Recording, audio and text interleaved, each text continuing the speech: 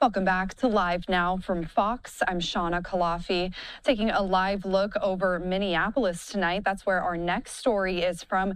News today coming in that the Trump administration announced it will defer more than $250 million of Medicaid payments to the state of Minnesota. This as the federal government vowed to aggressively crack down on abuse of taxpayer-funded programs there. Fox 9 Minneapolis reporter So Young Kim is live for us in Minneapolis tonight with what this action means for the state. So Young? Shauna, the Trump administration says Minnesota has already paid for the Medicaid services in question, but says it will not be reimbursing the state for now.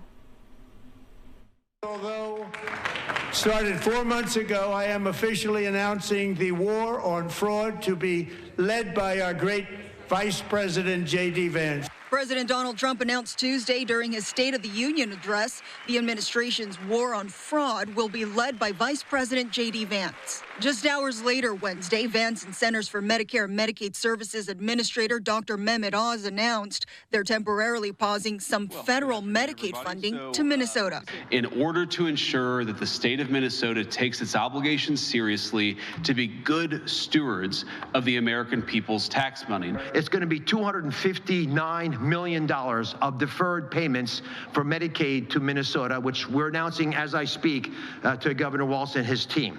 In a statement responding to the announcement, Governor Tim Walz says, in part, quote, Trump is weaponizing the entirety of the federal government to punish blue states like Minnesota. These cuts will be devastating for veterans, families with young kids, folks with disabilities, and working people across our state. And Oz says Walz has 60 days to respond to this request. We have notified the state and that we will give them the money, but we're going to hold it and only release it after they propose and act on a comprehensive corrective action plan to solve the problem.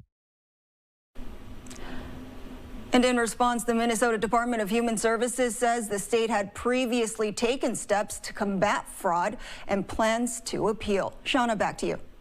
All right, thank you so much for that report, So Young. And we want to put this up for you as well. This is from J.D. Vance on X after he made that announcement with Dr. Oz today. He says the United States of America is a generous country and we take care of our own. It's disgraceful that fraudsters out there are taking advantage of programs like Medicaid. That stops today.